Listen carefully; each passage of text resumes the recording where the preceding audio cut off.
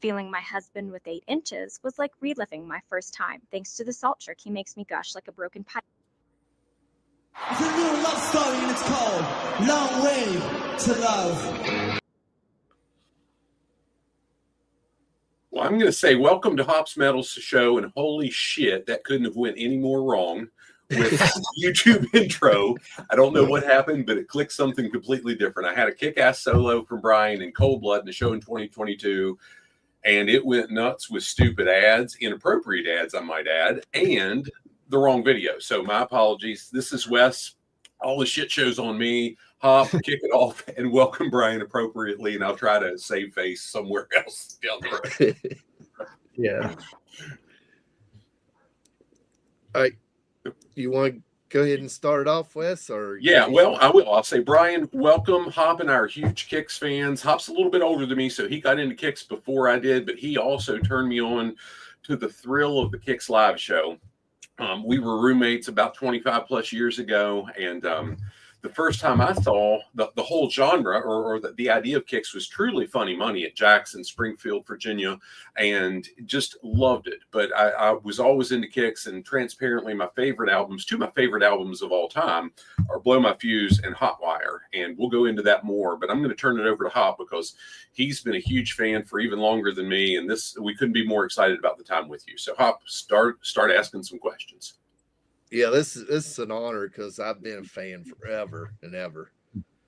But anyway, I guess the first question I want to know is, how'd you get your nickname Damage? I've been asked that quite a few times. It came about during the recording of Midnight Dynamite. We were in the studio up in New York City with Beau Hill, and Beau used to call me Brain, like Brian with the I and A reversed. So that was his nickname for me. When it was time for me to do my parts, he'd go, Brain, get in there. And in addition, at the end of a long recording session, a day recording, we'd all go out to a bar somewhere and just get hammered.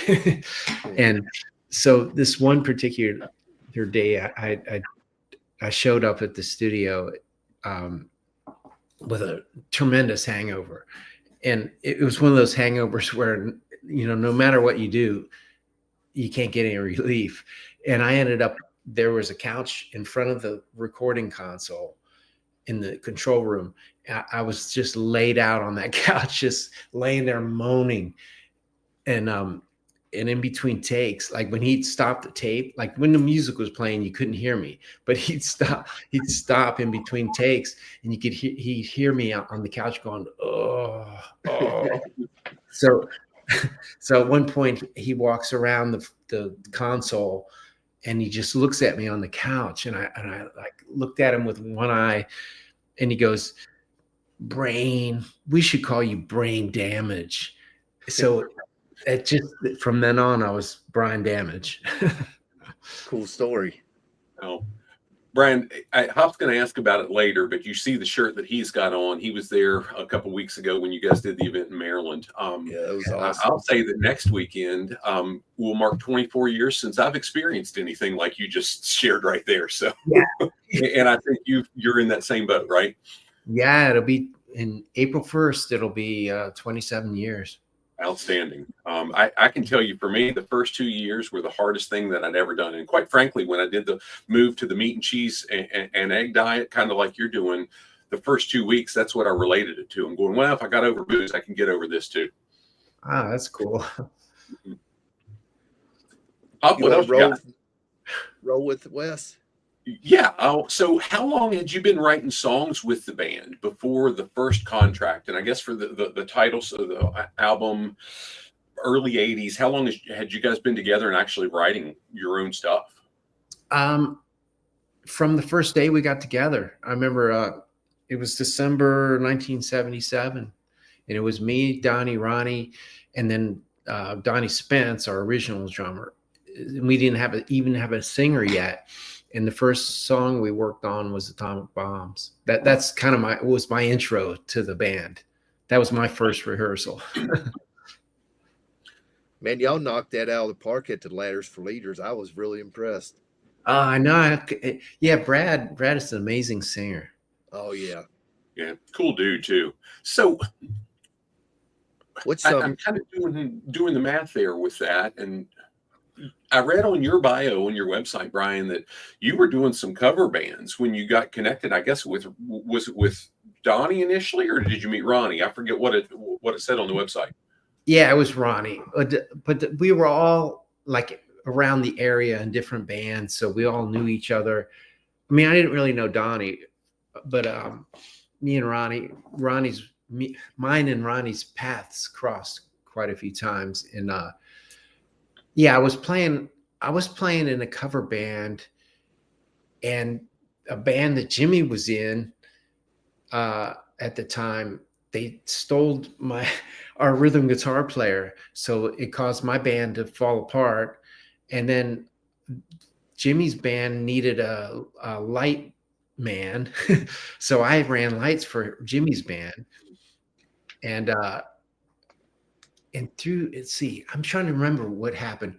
Oh, and around that time, Ronnie was leaving his band, so I tried out for his band, and then around that time, that's when I ran into Ronnie at a 7-Eleven late at night, and he approached me and he said him and Donnie Purnell were putting together a band, and they were looking for another guitar player, and would I be interested? And that was just, I was thinking, I've gone through many bands at that point, and I was thinking, do I want to start over from scratch, or do I just want to jump in this band that Ronnie just left because they have gigs? So I told him I'd think about it. It wasn't an immediate, yeah, I'll do it.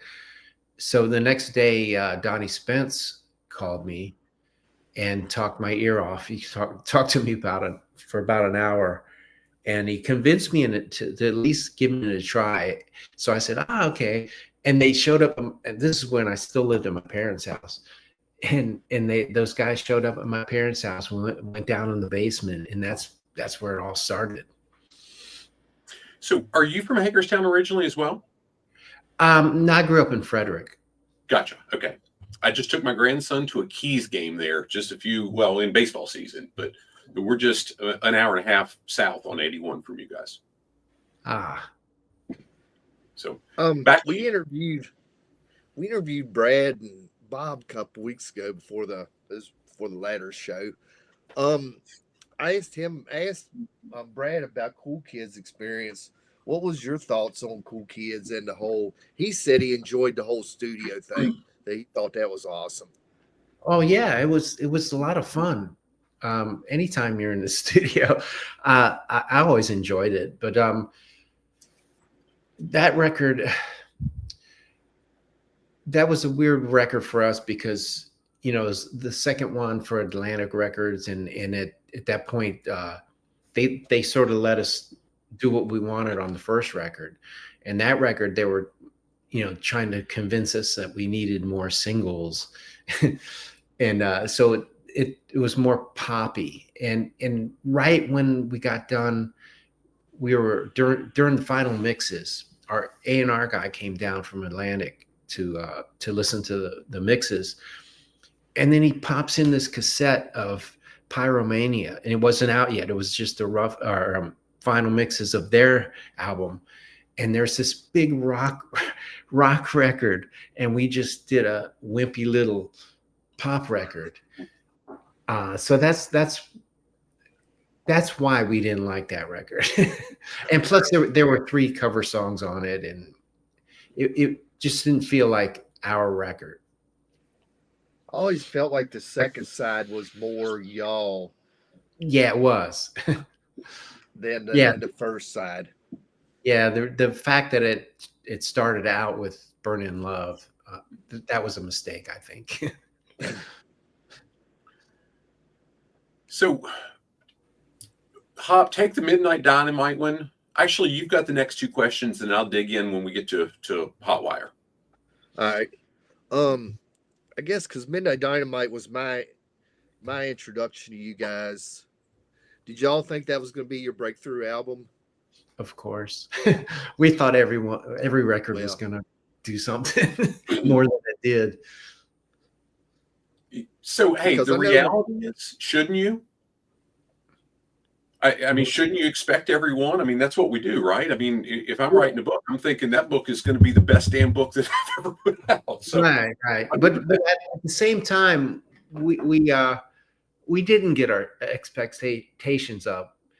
Like every record, it seemed like, you know, during the final mixes, our guy would come down to the studio, and then he'd always he'd listen to the mixes, and he goes, "Well, boys, you can order your Ferraris now." And we'd all look at each other and go, yeah, right. But I know I'd found this out a couple years back. I think I heard it with the interview with Steve. But I know in like Metal Edge and Hit Parader, they always had them ads for your Midnight Dynamite album. And I just found out that y'all paid for that. Oh yeah, we took those ads out. It was just it was a way to stay present, or, you know, it was almost subliminal. You know, Yeah. just we were there every issue for people to see. When everybody remembers them, because I talked to it about people and they're like, "Oh yeah, I remember that being in Hit Parader or Metal Edge Yeah. or whatever it was." Yeah, it So was that Hit was Parade. that was a good idea. Well, the fact that they would never do an article on us, so that was the only way to get into the magazine. So yeah, we just took it upon ourselves to do that. And I guess I'm trying to cover your whole history here. Y'all got such an awesome history, and this is like, you know, awesome to do this anyway. But Blow My Fuse, I guess, was the first time I saw y'all live, and when y'all was with Rat, and I think I talked to you at one show that you'd said you'd lived in Roanoke for a little bit, Yeah. and Is that that's where I went to see them at Civic Center. And Oh yeah. I remember when I remember playing that show, and I wondered if I knew anybody in the audience from the old days. And actually, I did. One of my older brother's friends showed up there backstage. He was like a security guy or something. It was cool. that is cool. Did Steve do the crab walk at that show? He might have. Because that was around the time we also hosted Headbangers Ball, and we did. Well, I think we did Headbangers Ball with the guys from Rat, Yeah. and that he did that crab thing on there. So he was probably doing it on stage. Because a friend of mine said he thought he remembered him doing that at that show. He could have. But yeah, I thought that's what sold me was y'all's live show. I was hooked right then. It was like there was no turning back. I figured I was gonna be y'all's fan for life. Well, you know, that tour that was our first arena tour. I mean, we'd done a couple of arenas here and there, with just like single dates and stuff, but that was the first actual tour. And we were the opener, so we only had to play in a half hour, and we're used to playing an hour and a half. So all that energy got condensed down to that half Also, hour. it made even. Yeah. and that we kind of prided ourselves in, you know, we do these shows and we go, all right, follow that. Yeah, that's awesome. I mean, yeah, I'm sure y'all gave everybody. It's probably hard to follow. Yeah. Well, so Brian, we'll get there and we'll talk about the final run shortly. But I'll say in the last couple of years, you guys toured as KIX. I was able to bring my son a couple times, and it's only rock shows, because when he was growing up and still living at home, we were poor and just couldn't go anywhere. We could barely eat food. But the reality is, even those shows, I mean, some of the county fairs and even that last run of sold out shows, he and I saw you in Winchester. Holy shit, the energy of the shows, and that's what, 30 plus years after the fact. So Yeah. I can't do what I did 30 years ago. So it's funny because we did keep up the energy. I think musically we did more than physically, because I noticed, you know, I noticed looking at old videos. Man, I had so much energy back then, and near the end there, I really slowed down. But I it's don't still know that I ever noticed it. I can tell you that. yeah. Well, I guess if you didn't see us in the old days, it's probably still looked the same. It was similar. I mean, we didn't look like old men up there with walkers and stuff, but Yeah. No, I'm comparing my 2023 run and 2022 and that stuff to what I saw in the late 90s, and it was still stellar. And again, I'm thankful that I got my son to go along and be able to see that. So anyway, thank you guys for that. cool. So ask the question about the guitar. I'm not tracking there on that. Yeah. Do you still have the guitar you played in Don't Close Your Eyes? Yeah, you know what? I saw that question. I should have grabbed it and brought it up here. It's downstairs, sitting on a music stand, or I mean, guitar stand. Yeah, I still have that. Because I know you played it a good bit, but then I hadn't seen you play it the last couple times I saw you. Well, that guitar, well, yeah, in the old days, back in the 80s, you know, it was more, you know, we'd load up the truck. So we had a big road case with all our guitars in it, and I could take a bunch of guitars on the road. But during the 2000s, we did fly dates. So I could only take 2 guitars, or if it was a local show, I could have 3. But oh, thank you. My girlfriend brought it up. Here it is. Oh wow. So it still works too. It actually it's a good playing guitar. But I initially bought this. It was kind of a novelty thing back in the early 80s. I remember seeing, I saw an ad in the back of a magazine with Jimmy Page sitting there playing one. And I knew Steve Stevens had one and a couple other people, but I said, "Oh man, I got to have that," because a lot of new wave bands had it, but I got it, and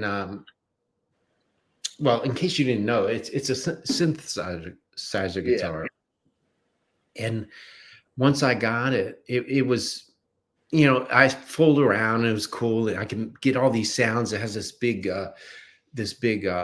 pedal board. And there's organ sounds, horn sounds, like all these string sounds, and it was fun to play with. But but then after like a few days or a week, or I don't know, maybe a few weeks, you know, it's like, what am I going to do with this thing? Like I'm not a technical player. Like my setup is basically guitar chord straight into the amp. I don't even have a pedal board. And so anyway, the novelty wore off quickly, and then I ended up, because it was such an expense back then, I incorporated it into the live show, and then it happened to, you know, be "Don't Close Your Eyes," which is a song we had to do every night. So then I got stuck playing it. So did you take that to the studio with intentions? Did you record "Don't Close Your Eyes" with that guitar and all that stuff? No, I don't remember being in the studio with it. Yeah, it's not practical. No, the keyboards on "Don't Close Your Eyes" are actually keyboards. So live, Donnie did keyboards, and then basically I played bass. It's weird. Like you can program, there's different settings on here. You can program a certain strings to certain sounds.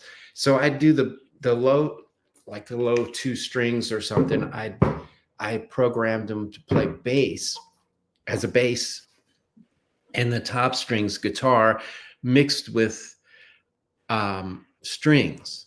So on the first verse, I played bass, and then on the chorus, I hit those big chords, and then there also be strings along string sounds, and but that's as complicated as I got. You know, Donnie was over there playing keyboard, so there was no bass, so I had to fill that in. But you could really hear it when you played it during the live shows. You could really notice when you didn't play it like later on down the years down the road. You could definitely hear the sound of that guitar, mixed with the music. I always thought it sounded awesome, and I figured that's where the sound was coming from. Some of it, yeah. So Brian, Hop listed this question, but I'm going to hit on it too. Hotwire, again, like I said earlier, it's one of my favorite albums in the world, not just KIX albums, but it's fantastic. But it came out, the timing was right as, I'm going to say, MTV killed music. And it's really when grunge hit, the whole scene changed and so on. Talk about how that was for you guys, because you just put out a great album and now they're going a different direction with shit music. Right. You don't need to agree with my shit music comment if you don't want to, but that's where I stand. Yeah, getting back to what you said about, our expectations, like, every record we felt as the 80s progressed, Donnie's songwriting progressed. So every album, when we got done with it, we thought it was our best album, and that one, I thought it topped Blow My Fuse. And here again, we're at the final mixes. Well, it's after the final mixes. We're up at Atlantic Records meeting with the CEO of East West, because at that point we switched over to East West. And we were meeting, to talk about marketing and what was going to happen. And all of a sudden, he opens his desk drawer and pulls out the Nirvana CD and holds it up. He goes, "Here's the next big thing." And we were thinking, "Oh, I guess that means we're dead in the water." So we knew we were doomed at that point. And for the first, I don't know how long it took, but it seemed like it was going to go good at first. We went out and they had us they flew Steve and I out to LA to do all this press and another MTV appearance and on Ricky Rackman's show. And they sunk a bunch of money into us, and did a couple expensive videos. And then when it came time to do the ballad, we thought, okay, now since Don't Close Your Eyes did so well, this is going to be even bigger. And oops, I got to get rid of this guitar. I'm going to knock it off. We were halfway through the filming of Tear Down the Walls, and we get a phone call from Atlantic saying, pull the plug. We're not putting any more money into this. So we didn't even get to finish the video. And that was the end of it. They said, no more tour support. Start thinking about your next record. And we are under our contract. We owed them one more record. So that ended up being a live record. Now, I went and seen y'all at Shiley Acres on that tour. Now, was that early on? Do you recall? What do you mean? As far as y'all toured on Hotwire at Shiley Acres. Shiley was just a regular place that y'all played, correct? Right. Yeah. We played there so many times I can't remember one from another. I think the show I was at, I don't know if this will help any, but Donnie got hit in the head with a beer can and y'all threatened to leave stage. But I don't know if that helps any. I don't remember that specifically, but every time we played Shiley's, that was their thing. They'd throw beers at you. They weren't even empty cans. Now, was it weird playing Shiley all the years later? Because I went and seen y'all when you come back there. It's probably been 5-10 years ago, maybe. No, it was pretty much the same. I mean, the vibe was a little different, but it was the same stage, same everything. Yeah. know it was reminding me. I tell everybody it was like I went through a time zone when I went through the gates. It was like Oh, everybody was at the show, was at the one in '92, but everybody had aged, of course. But Mhm. it yeah. still seemed to be the same crowd. Yeah, it was pretty much. I think, the difference too was in the old days it was like bring your own, Oh everyone yeah, had a cooler with their own booze, and I think that they changed that so yeah, that you had to buy their booze. yeah. I remember So people carrying in deep freezes and kegs and everything else. yeah, there's all kinds of stuff going on. But that's a good time. I had a good time at that place. It's always a good time. And then I remember seeing y'all slammers. I could go on and on and on, but I thought that was a cool bar too. Oh yeah, yeah, Slammers. I couldn't remember the name of it. I remember it was a huge place. It There was a used to be a skating ring, wasn't it? yeah. Wes, you want to ask about show business or? Sure. So the wiki page for show business talks about that you played on the album, Mhm. but when Hop saw you, he said he didn't feel like you were touring with him on the album. Is that his memory that he maybe doesn't remember all the shows, like the show where Jimmy had his heart episode at in Leesburg, Tally Ho? Hop Mhm. only remembers parts of that show, and I can account for him being there. But anyway, that's a different story. Oh yeah, show business. I was there before I left the band. I mean, well, in between albums, like as soon as the album was done, went out to tour. We immediately start working on new material. So all the demos for show business I had played on. So when it came time to record, um, I was living out in LA, and Donnie called me. He says, Would you be interested in playing on that record?" And I said, of course. But they paid me. That was the most. Uh, it was like if I would have been in the band, I would have got 1/10 of what I got for playing on that record, and so I jumped at it at the opportunity, and plus I knew all the songs, so I did the record, and then I went back to LA, and then a month later or so, or when they were mixing it, um, they reached out to me again and wanted me to do a couple shows. So I ended up doing 3 shows in the fall after show business came out. Yeah, because I think I saw a guy. If I'm correct, is it Jimmy K Bones or Mhm. something like that?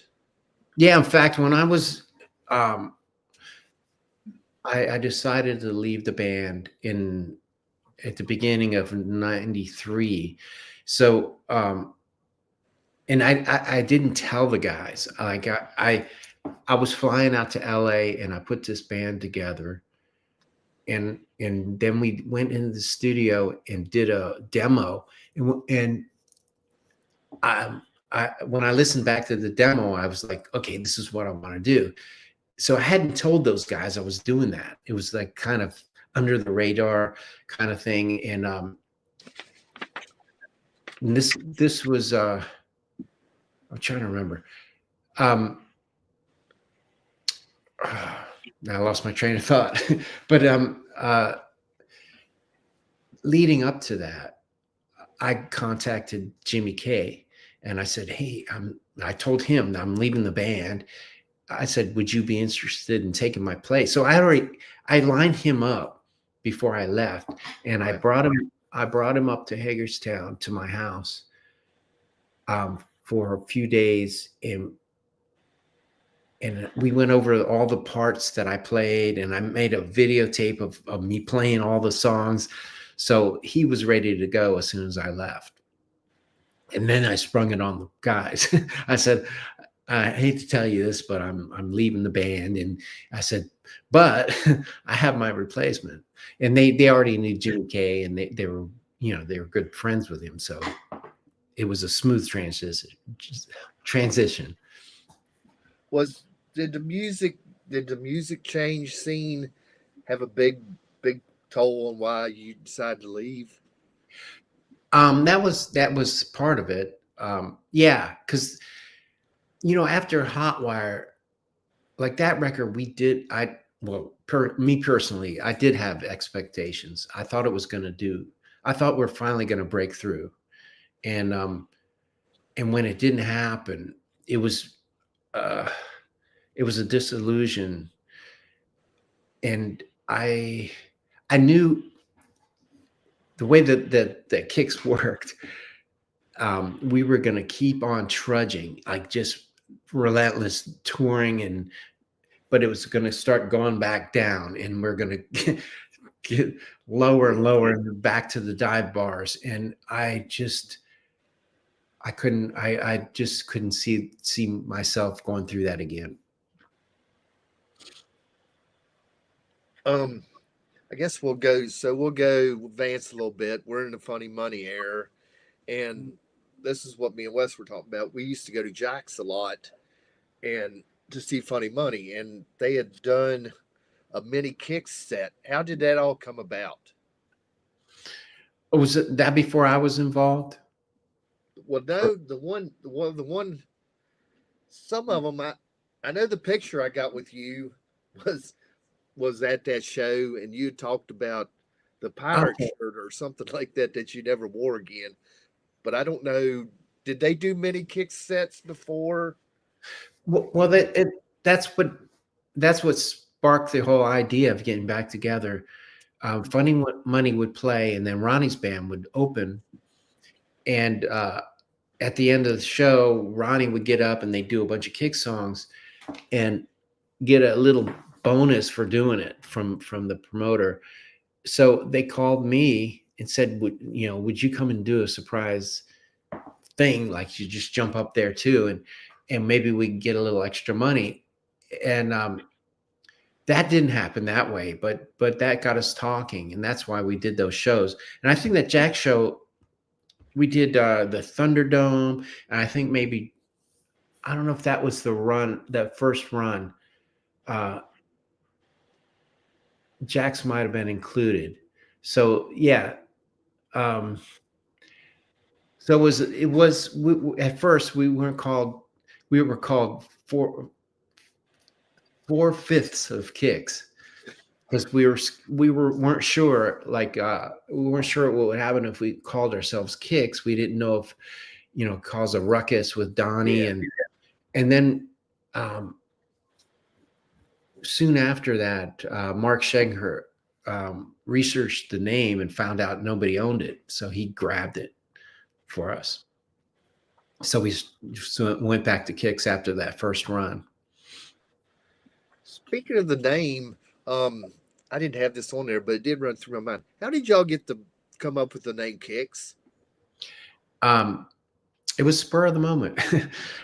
We were we were the Shoes originally, and then there was a band in Ohio called Shoes that had songs on the radio. So we had to change it from that, and we changed it to the Generators, and we got a record deal as the Generators.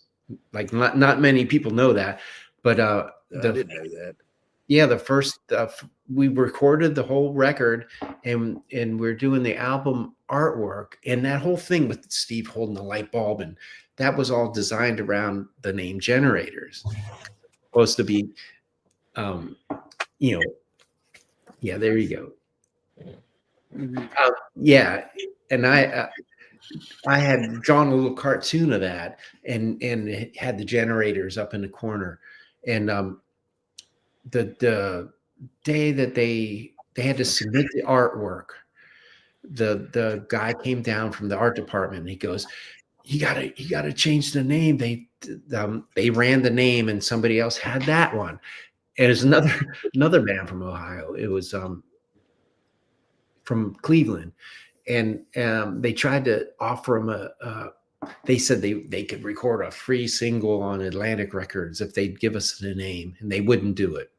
So we had to come up with a name right then and there, and they said we need it by 5 o'clock, because if we don't get the artwork in, it's going to delay the release of the release date will be delayed. So Donnie just goes, well, how about KIX? We'll spell it KIX. And we all kind of looked at each other. You know, I didn't think it was the greatest name, but nobody had a better idea. So we went, okay. And then that was it. Wow. That's a cool story. Hey, for what it's worth, I think it couldn't be better. It's a part of our history, so we love it. Yeah, it turned out okay.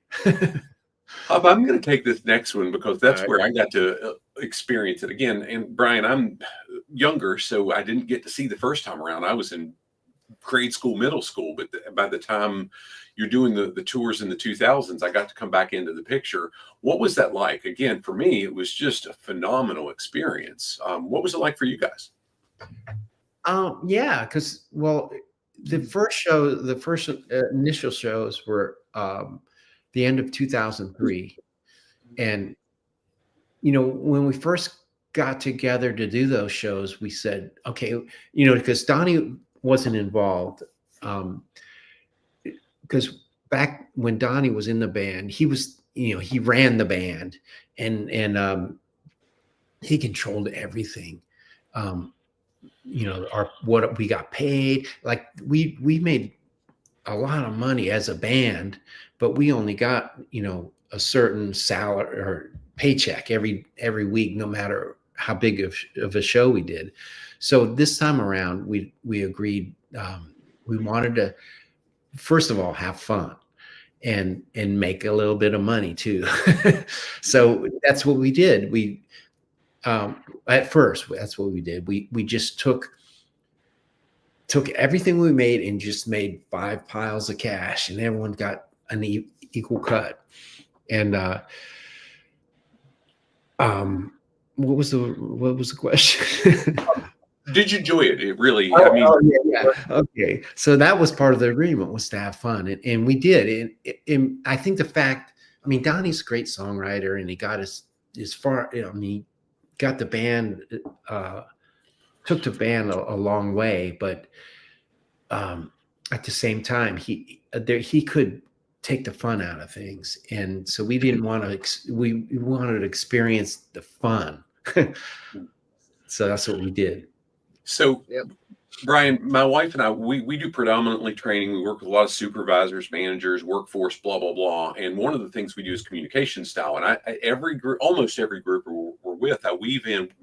She went with me to see you guys at a county fair in, what was it, Hopshando County, I think? You were touring with Great White that summer.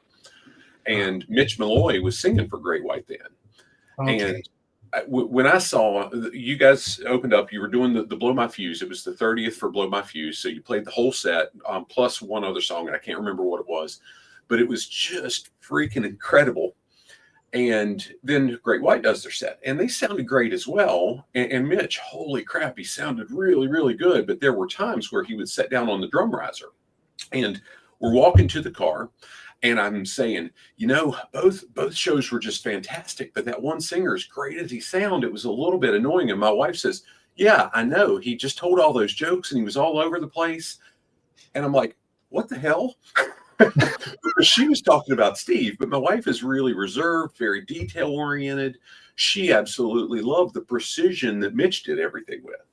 Yeah. I tell her she's boring, because that's her communication style, and people get a joke out of it. But it's also cool when we have people in their early 20s. I get to tell them who Great White and KIX is in the groups too, so it's a lot of fun for that. But I'm walking to the car going, holy shit, Steve was amazing, the whole band. She's like, no, he was annoying. I'm like, well, you can have your opinion and be wrong. It's okay with me, dear. So yeah, Steve was more than a singer. He was an entertainer, and you know, like any comedian or you know, that you see, you sort of have to get into their style of humor. And if you don't get into it, then it can be annoying. Yeah, and it tells the good story for that lesson that we're doing on communication styles and so on, and how everybody enjoys different things and so on and so forth. But I mean, the whole show, I mean, I make that comment about Steve specifically, but the part that I loved seeing in that was watching you guys. I mean, from the Cold Blood video that I jacked up at the beginning of this and didn't show, where you guys are down on your knees and doing the solos, to Girl Money, where it's one side to the other in the chord exchange and so on. It's just so scripted. I don't want to say scripted. It's so intentional in what you do that engages people. It was just a fun damn show. Yeah, well, that was our intention starting out. I mean, Donnie was really good at that too. I mean, he, we back in the early days, we'd videotape every night. We had a VCR, or I mean VCR, a video camera set up by the soundboard. So we had stationary a video of the full stage, and we'd record every night. And then on the way to the next gig, as we were riding in the van, we had a TV and a TV with a built-in VCR strapped to the middle console of our van, and we'd critique the show. And that's how we came up with a lot of that stuff. Was during the show, I do something over on this side of the stage that would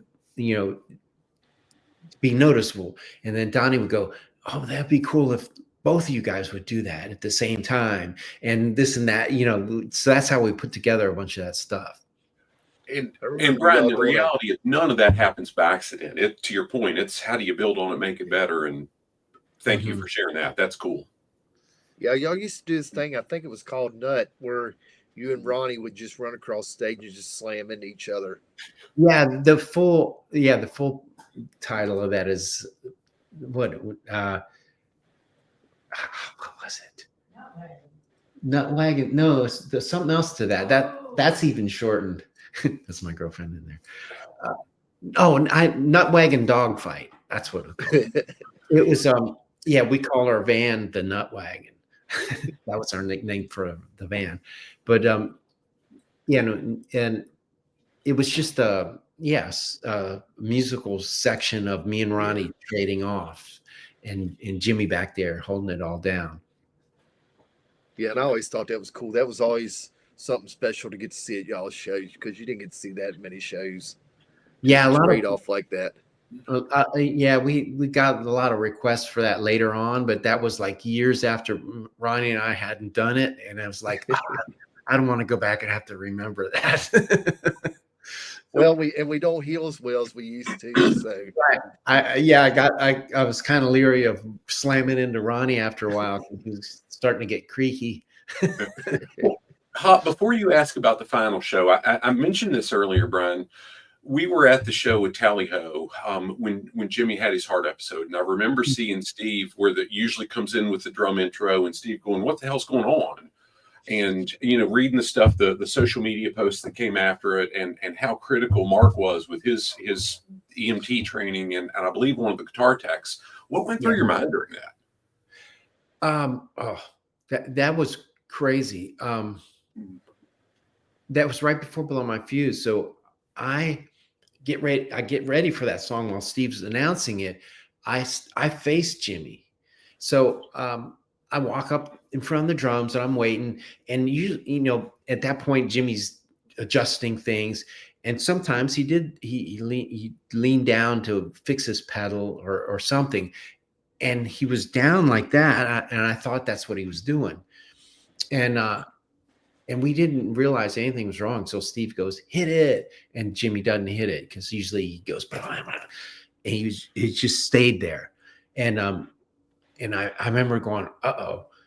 And his drum tech runs out and touches him, and he didn't move.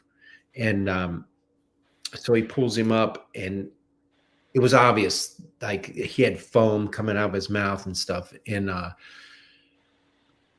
it was, it's hard to describe. It just happened so fast.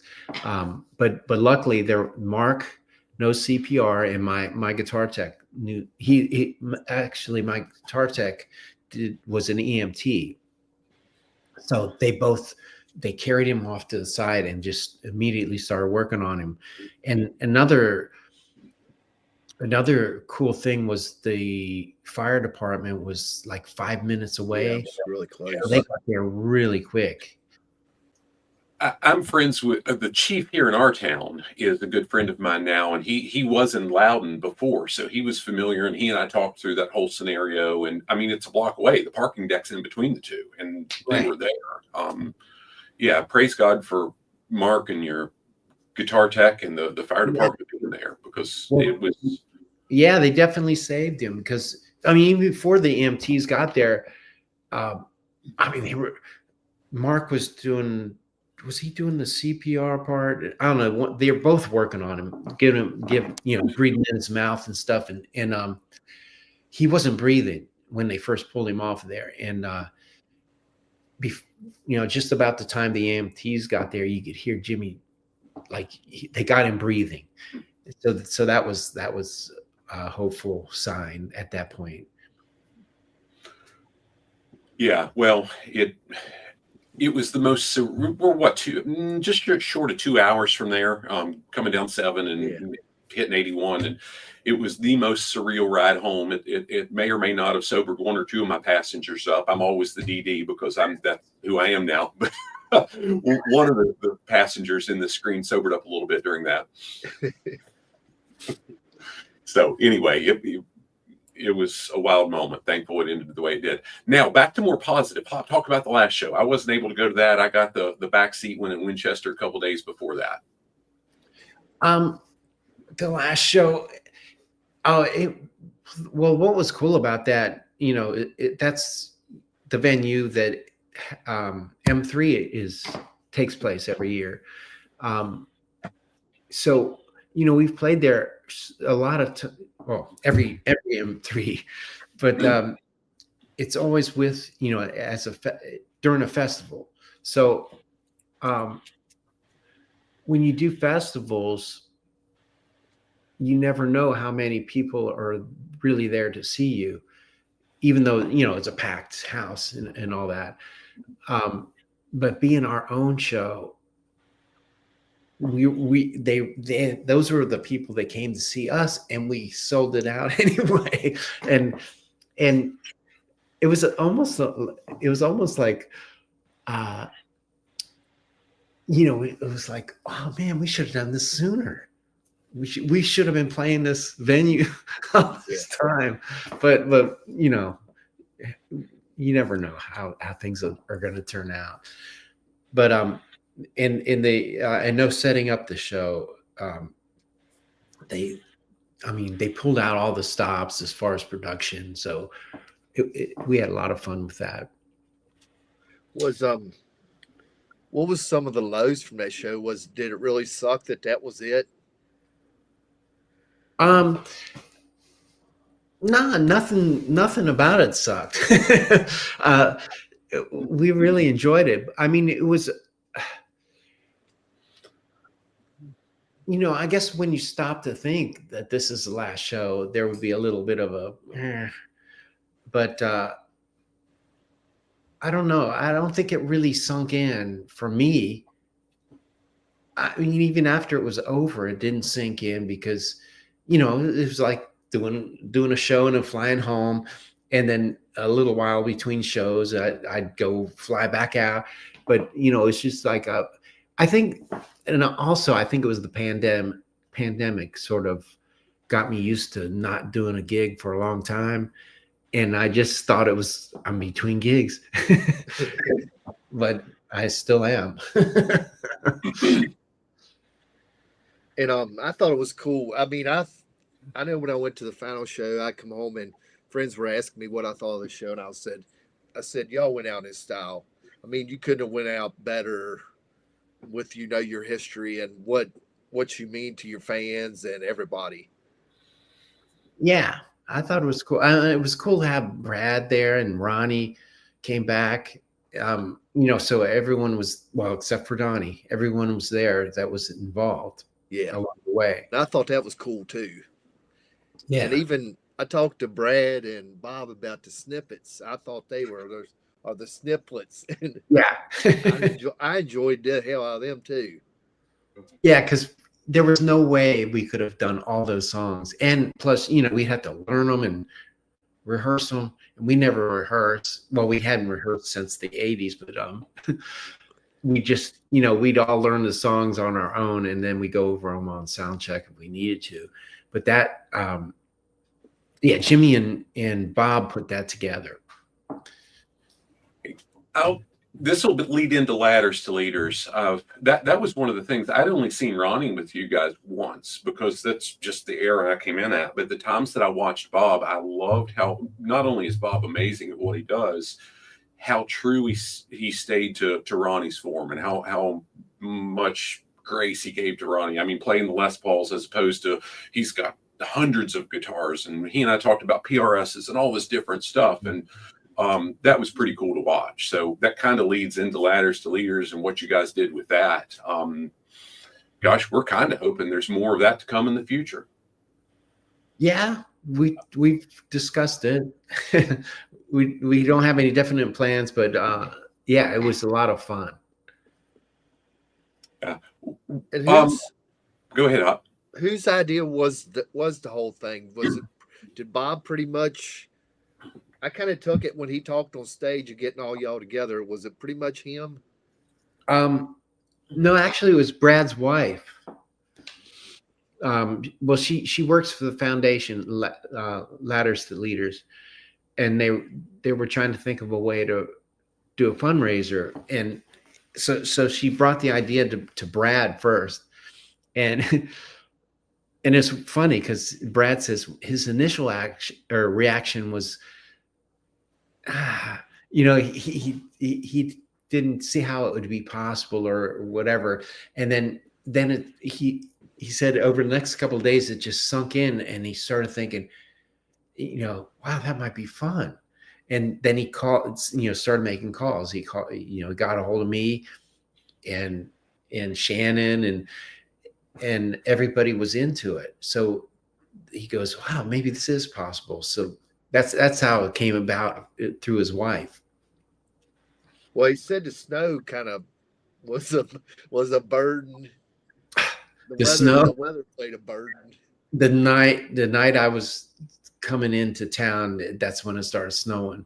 So I remember I had to change my flight to an earlier flight just to try to beat the snow. And then I ended up I was going to stay at my sister's house and then drive up to Brad's for rehearsal every day. But I ended up going to Brad's and just staying there the whole week.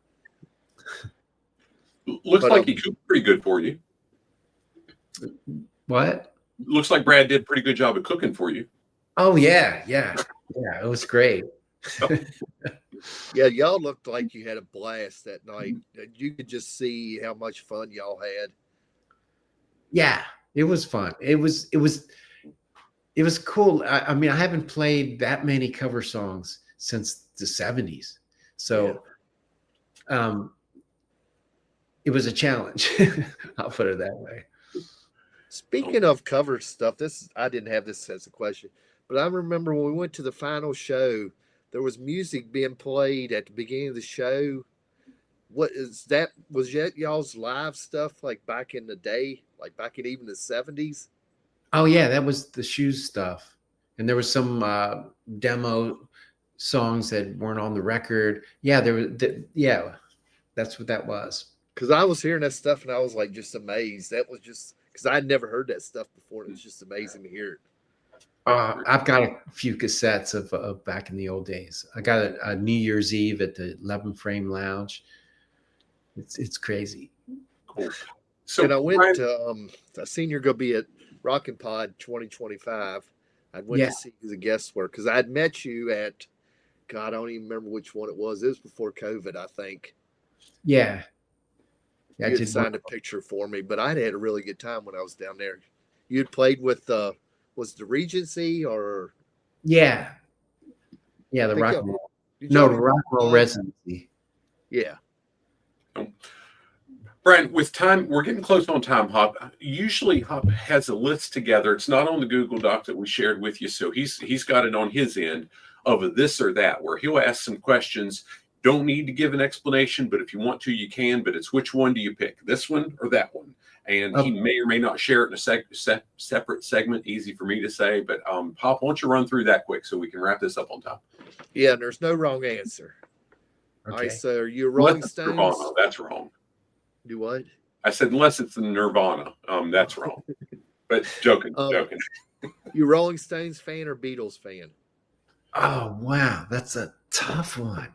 Mhm.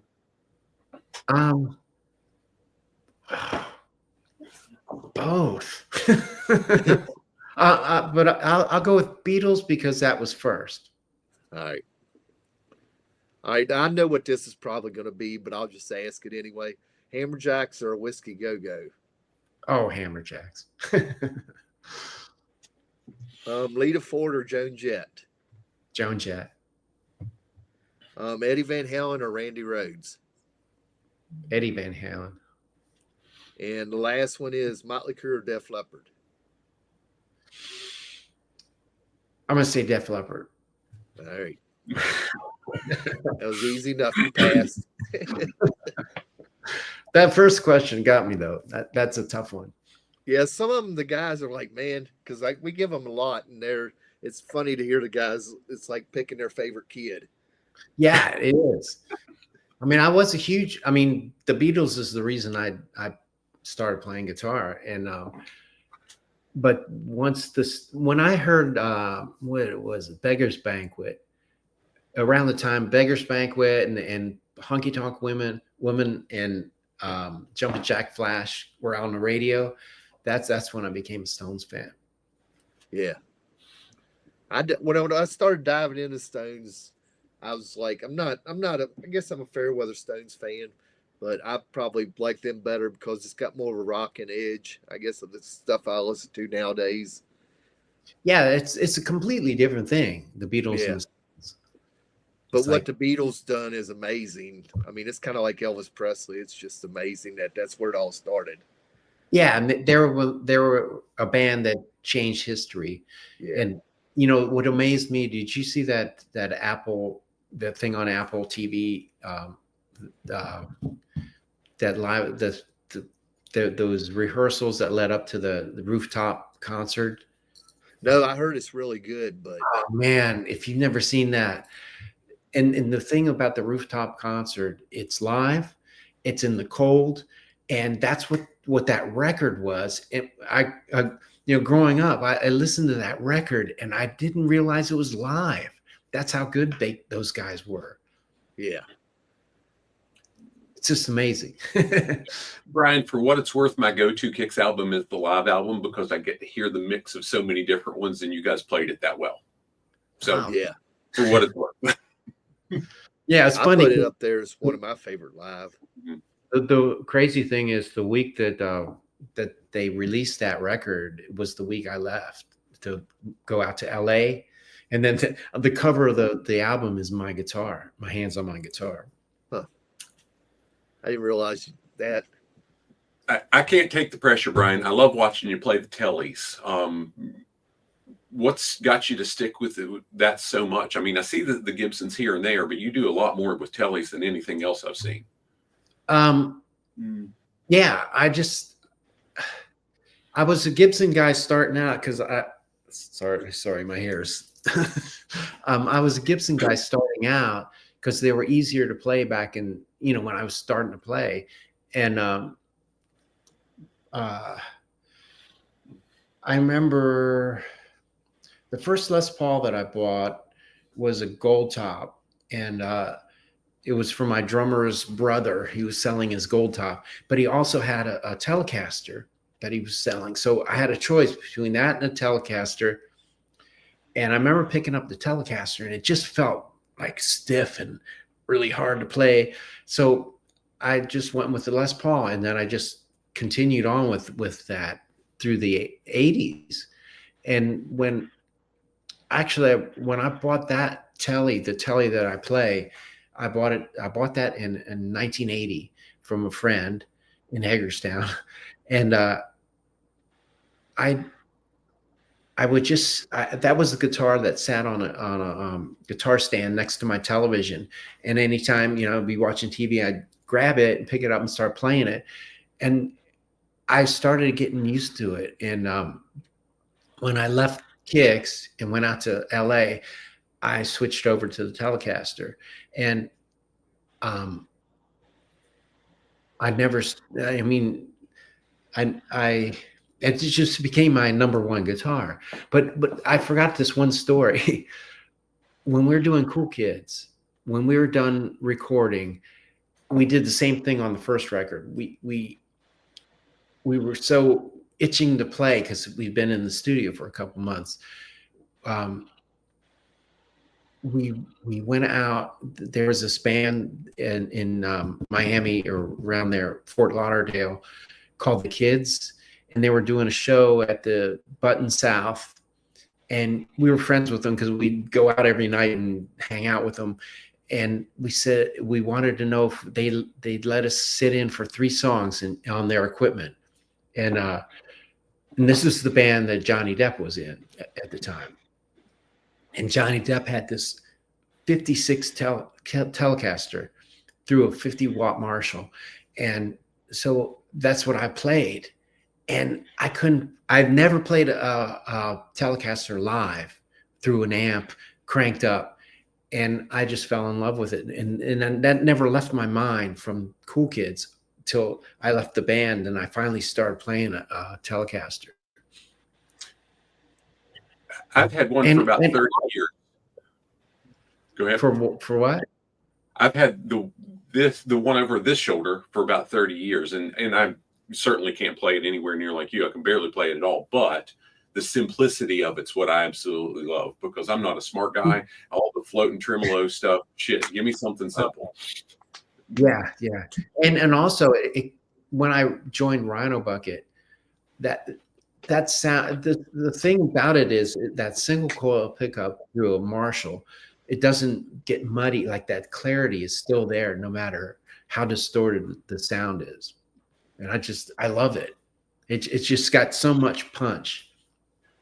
Well, I always love seeing it because I don't see many rock bands. I see a lot of country twang and so on and so forth, but I never saw it much with rock bands. I mean, Tom Kiefer pulls it off sometimes here and there, and I love Cinderella stuff, but you were my favorite with it. I can tell you that. So I ran.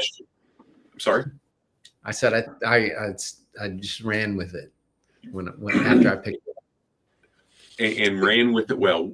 Last question popped onto the thing. I want to honor the one that came on the YouTube comments. What was KIX's favorite Baltimore area band to, I don't know if it's to tour with or to see or whatever, just because you're in that area? Early on, when we first started, it was Face Dancer because we used to open for them all the time. And we looked up to them because they had an album out on Capitol Records. So we thought, oh man, these guys, they have a record deal. Very cool. So Brian, I've got the thing queued up. We'll end. I'm going to play the solo and then we'll end the live. If you'll stick around just for 30 seconds after the recording's done, we certainly appreciate it. And again, gosh, what a cool experience. You're one of our rock heroes, my friend. Thank you for that. Yep, definitely cool. Thank you.